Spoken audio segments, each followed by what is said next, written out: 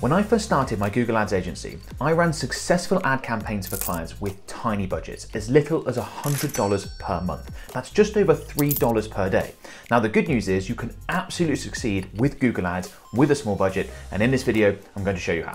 Okay, so let's start by defining what a small budget actually is when we're talking about Google Ads. Now I would define a small budget as anything less than $3,000 per month, so anything less than $100 per day. And a tiny budget is anything less than $600 per month, so $20 per day or less. Now, like I've already said, you can absolutely succeed with a small Google Ads budget. You can succeed with a tiny Google Ads budget. That is possible. And actually, I do recommend that a lot of businesses start with a small budget, because initially, when you first start running ad campaigns on the platform, you might not know what works. You might not have the skill to make it profitable from day one. So it makes a lot of sense to start small. And if you lose a little bit of money early on, it's not the end of the world. Then once you do develop the skills, once you know what you're doing, once you've been able to work out which combination of keywords and ads work for your business, and you know that it's profitable, you can then always scale from there. I think that's quite a smart way of doing things.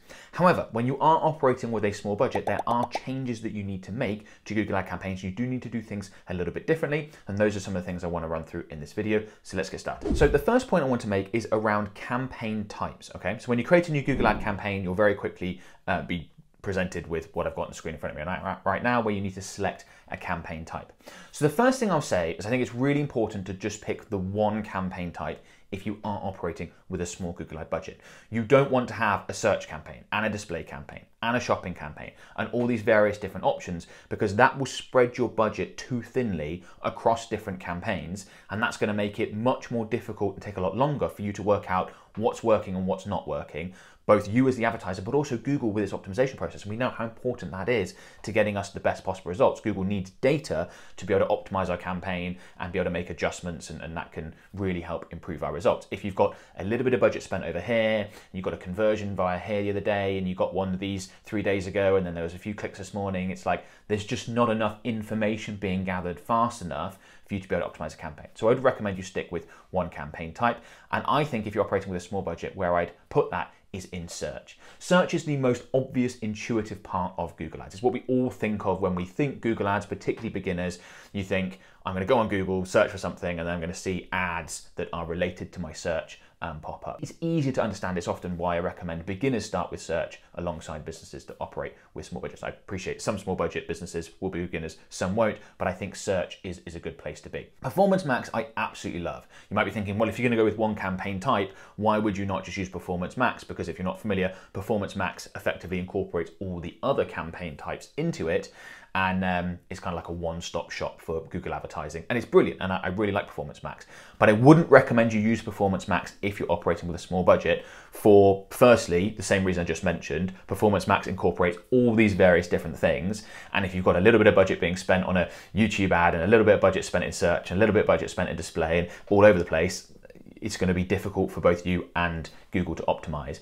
But also Performance Max, because it is a campaign type where you are handing over much more control as an advertiser to Google, it relies on data even more than the other campaign types. So we typically see Performance Max campaigns perform much better in ad accounts to have a lot more conversion history, because Google can see this type of person converts on this type of day via this network, via this, they have all the data to be able to get the right results, the best results possible.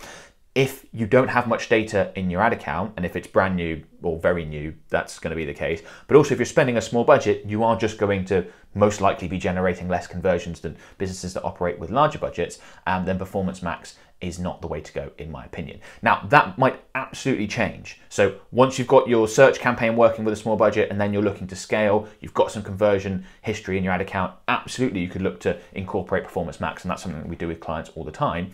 But I think whilst you're in that small budget phase, better stick with search. I have seen, I should quickly mention that for e-commerce businesses operating with a small budget, just using a shopping campaign instead of search can work well. Might be something that you want to test. If I was to give like a broad recommendation, even to e-commerce businesses, I would still stick with search. But if, let's say, you're operating with a small budget and you're an e-commerce business and you've tried a search campaign, it didn't work, then maybe look to explore shopping. Obviously, all other types of businesses, anything lead gen, service-based, etc., search is going to be the way to go on that. Point number 2 is to only focus on one offer. Now, you most likely have a range of different products and services that you sell and could sell to people via Google Ads. But I would like you, if you're only operating with a small budget, to just stick to the one to start with. One of the reasons for that is exactly what we just described in the previous point. It's consolidating data. If you're advertising lots of different services, lots of different products, you're going to generate a conversion here, a lead there, or if you click, it's all going to be too spread thin. You're not going to be able to optimize either you or Google. Whereas if you focus things down onto the one offer, you get much better data. So that then leads to the question of which product or service should you offer. So what I'd recommend you start with is your best performer to date, assuming you have some data.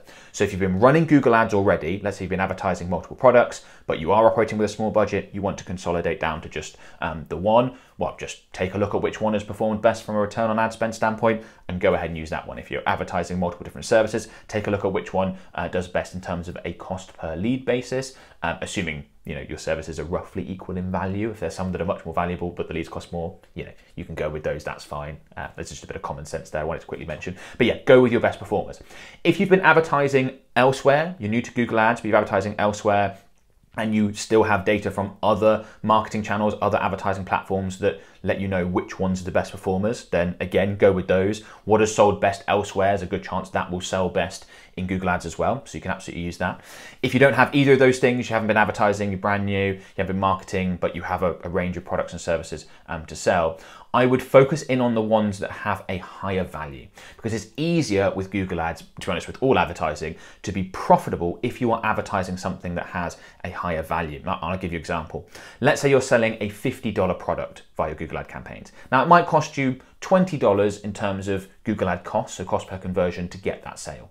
Now, if instead of selling a $50 product, you sell a $500 product, that's 10 times as much in terms of the revenue you bring in when you make that sale, but it probably won't cost you 10 times as much in terms of the Google ad spend. So instead of it being $20 to generate that conversion, it's unlikely to go up all the way to $200. It might go from $20 to $80, let's say. It's going to be more because you're selling a more expensive thing that's more difficult to do, but it's not proportional. So it's just easier to generate a profit if you're selling things with a higher value. So that's something that I would recommend you think about if you don't have data on what's your best sellers and what performs best. And one of the reasons why we do this, why we want to go with our best performer and why we want to consolidate down, is because we want this budget that you've got that's small at the moment to be as profitable as possible. You want it to go as far as possible, because if that works and is nicely profitable, that's going to allow you to scale within that offer, focusing on that offer, but also it's going to allow you to then incorporate other products and services. And you think, oh great, this is working really well and nicely profitable here. We can reinvest some of that into other Google Ad campaigns for other products and services that we sell and look to expand and see if we can get those profitable and grow the business that way. Number 3 is to focus on smaller locations where possible. So I've just gone a little bit further on from where we were at the campaign type to another part of when you're creating a new Google Ad campaign, and I'm in the locations section. Now, this campaign is set up default to be United Kingdom, and let's assume that we're advertising a chain of gyms in the UK. So we could advertise to the whole of the UK because perhaps we serve lots of different markets. There's lots of different gyms around the country. But in that sort of scenario, what I think is best when operating with a small budget is to get more specific. So we can click on enter another location and then advanced search. And then, we've got a chain of gyms, but perhaps our Oxford one is a new facility, one of our most impressive facilities, and there's lots of capacity, so we want to particularly advertise that, right? So we could go ahead and enter in Oxford as a city. You could look to include that in here, and then you can see the area in the map. Just targeting that. We could always, in that sort of business, switch to a radius targeting instead if we feel like people are willing to travel a little bit further. I mean, 20 miles is probably a little bit far for a gym, but we could add in, say, 10 miles, and we could look to do something like that instead. You're going to have to decide what's the best approach depending on your business and how far either you're willing to travel to people or they're willing to travel to you, depending on how you're set up. But focusing in on a core specific location is not something I'd recommend businesses do with larger budgets, because you are going to miss out on potential conversions, leads, sales, if you can actually serve nationally, internationally, or in larger geographical areas if you can actually serve those people.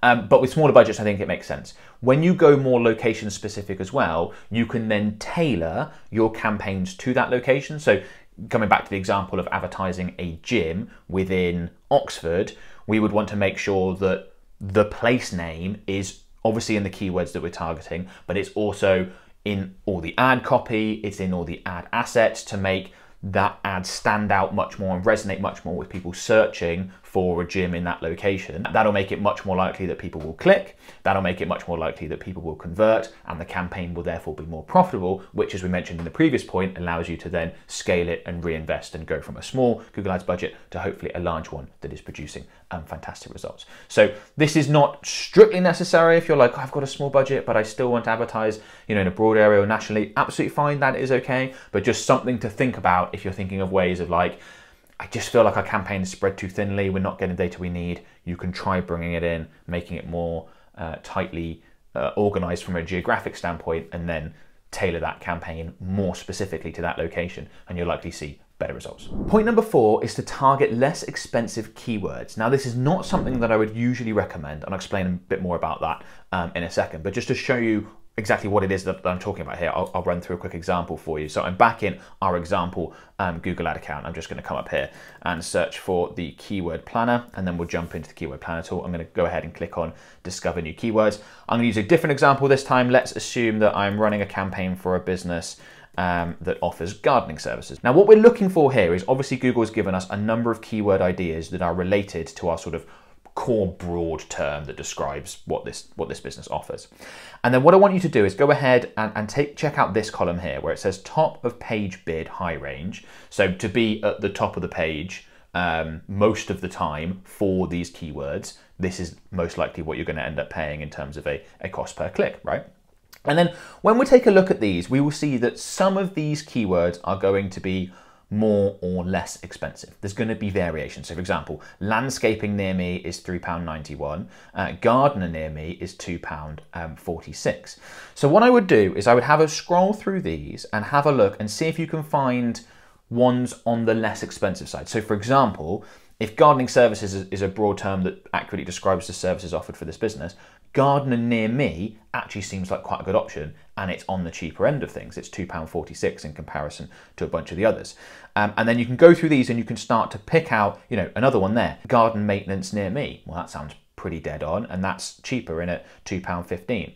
And you can see that there are going to be quite a lot of variations. Some keywords are going to be twice as expensive as others. You might want to avoid the ones in this scenario that are well into the £3 and go with the ones that are closer to the £2s. Yard cleaning services, that may or may not be applicable depending on the services and that you offer, but you can come through and think, okay, landscaping company near me, when I've got a small budget of £4.55, probably isn't the way to go.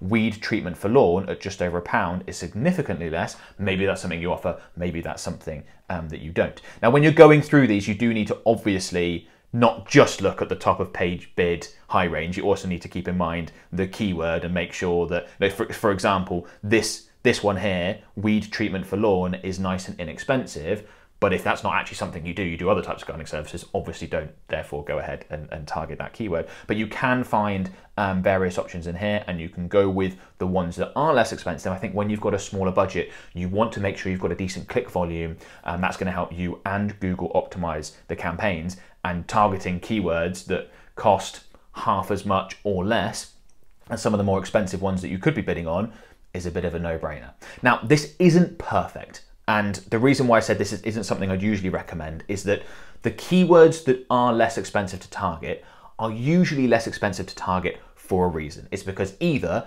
they typically don't convert as well, or they do convert, but the value of the customer is less. So I imagine that's kind of what's going on here, right? So weed treatment for lawn is significantly less expensive at just over £1 than landscaping company near me. And I imagine part of what's going on there is that landscaping company near me, the people that click on, become a lead and go on and use services, they probably spend a lot more than people that just want a simple weed treatment. Landscaping services might be, landscaping company might be something a lot more significant and therefore higher value. So it isn't just always go with the least expensive keywords. That's going to get you the best return on ad spend, the most profitable campaigns, because that quality factor, either from a value or a conversion rate, is factored in. So as you look to spend more and you scale, adding in some of the more expensive keywords that might produce higher value customers is absolutely fine. But what we're doing at the beginning is we're trying to get you results with your small budget that are profitable, that will allow you to scale. And if with a small budget, let's say you're spending $1,000 a month, okay? And you've got, so what's that, $30 a day. If you're going to be targeting keywords that cost $5, $6, $7 a click, you're only looking at like 6 clicks a day. And it's going to be so difficult for you and Google to be able to optimize those campaigns and learn and work out what works. Whereas if you're targeting something that's closer to $2 a click, you're going to get 15 clicks a day, you're going to get that much more data, that much more likely to work out what works and be able to optimize those campaigns. So it is not something I'd recommend with large budgets, but with small budgets, I think it's a good way to go. Now, there are a couple of other points that I want to make around using small budgets when it comes to your Google Ad campaigns. Before I do that, I just want to very quickly let you know about our done-for-you Google Ad services. So my agency can create, manage, and optimize your Google Ad campaigns for you. We can take all the workload off your hands. We can help you get better results than what you're currently getting. Almost certainly, we've probably worked with a business just like yours in the past. And if you are ready to take that step from a small Google Ads budget and really scale and take your Google Ads to the next level and have them do that much more for your business, we can absolutely help you with that. So there is a link in the video description below. You can click on that and go ahead and book in a free call with one of my team members, completely no obligation, where you can just find out more about what it is that we do and how we might be able to help. So if you're interested, go ahead and book that free call and hopefully we get a chance to work together. So point number 5 is to pre-qualify with your ad copy. Now, the way Google Ads works is that you only pay Google if someone actually clicks on your ad. If they don't click, then you haven't paid anything, you haven't used up any of your small Google Ad budget. So you can put certain things in your ad copy, certain words, and I'll get some examples in a second, that will put off people that aren't suitable. They'll think, oh, this isn't for me, and they don't click. Now, those people are unlikely to convert anyway, so if you don't put them off, they'll probably click, you'll end up paying for it, and then they won't convert, and that will be a waste of budget. Whereas if you do put in things to really pre-qualify people, that can help. This is so important with a small budget because we need every click to go as far as it possibly can. Larger businesses with larger budgets are normally more willing to get more sort of market penetration, and they're happy to potentially not convert a quite high percentage of clicks to actual customers because they want those people going to their website. They know they're going to retarget them. There's a bit more of a brand exposure play going on there. But with smaller budgets, we need every click to count as much as we can, and we can pre-qualify. So let's have a look at an example. Okay, so to demonstrate this, I'm back in our example Google Ad account, and I'm in that new Google Ad campaign creation process. I've just skipped ahead a little bit to where you create the ads themselves, and we're in the headline section. So if we go back and use the previous example that we used when I was going through the keywords, that is a gardening services business, and I believe one of the keywords that we identified that was relatively inexpensive was garden maintenance near me or something along those lines. If we had a business like that, we could add in, obviously we can add in garden maintenance because that's one of the most important things of the service, but as one of the headlines we could add in something like starting from $500 per month.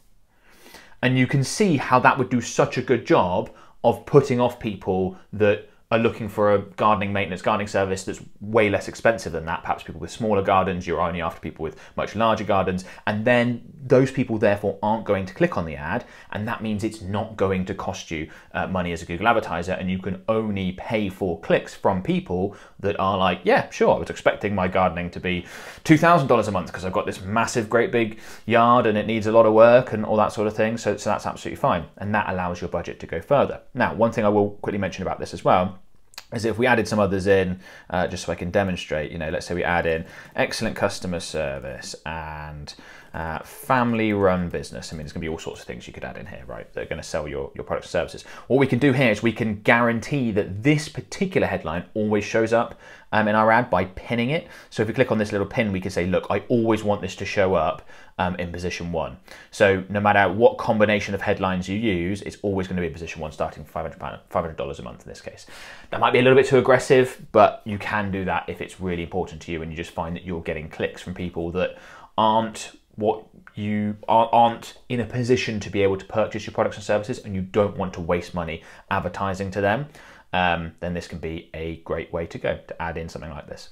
Now, I should say that when you do this strategy, when you use this method, you are going to reduce your click-through rate, naturally, because lots of people are going to see that and go, this isn't for me. Now, that's the point, because you're hoping to improve your conversion rate from click to eventual customer.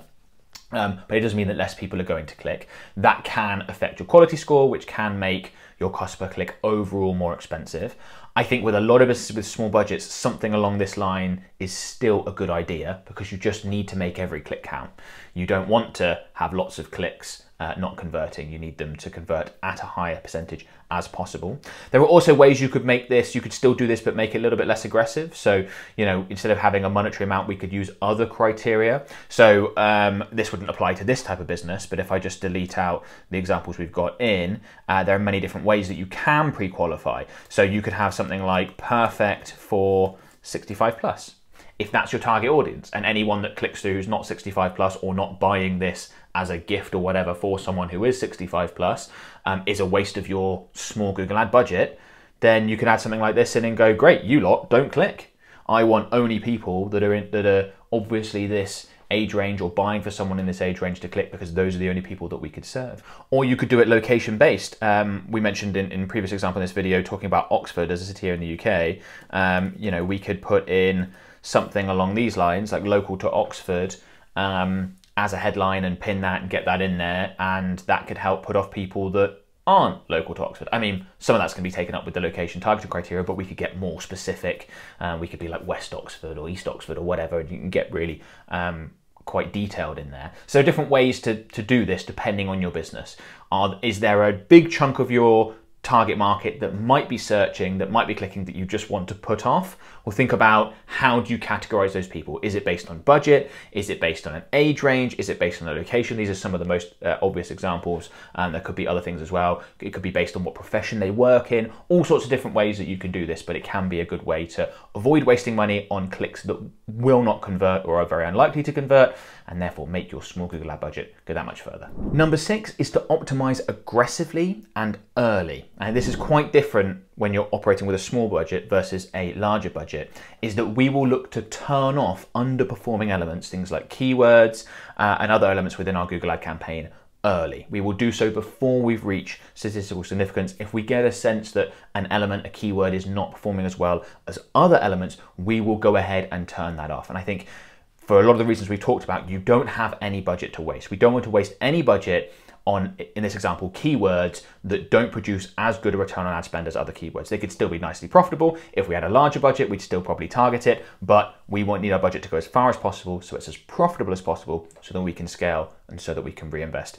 in other campaigns and other products and all that sort of stuff. So here I've got an ad account up, one of our client ad accounts. Actually, we've had to blur out the keywords so you can't see that, but I wanted to show you this based on data, and the most important thing here being conversion value divided by cost, right?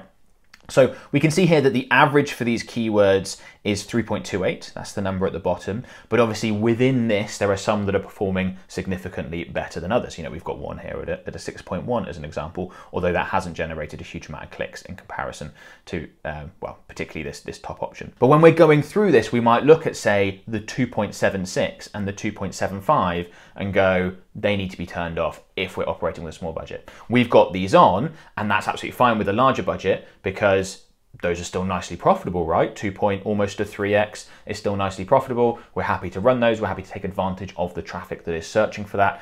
But if you've only got so much budget to spend, why not spend more of it on a keyword that can deliver a 4x conversion value to cost ratio, or a 3+x in terms of this one, which is doing a lot of the heavy lifting in this particular campaign.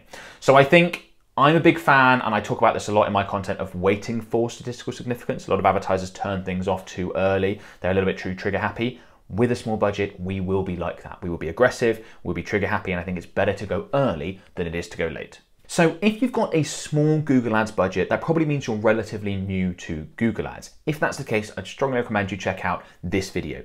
In this video, I walk you through the entire Google Ad campaign creation process from scratch. It's probably the most valuable video that I've ever created on the topic of Google Ads, a full beginner's tutorial that walks you through everything, make sure you get every single setting, every element right to get the best possible results. So if you haven't already, go ahead and check it out.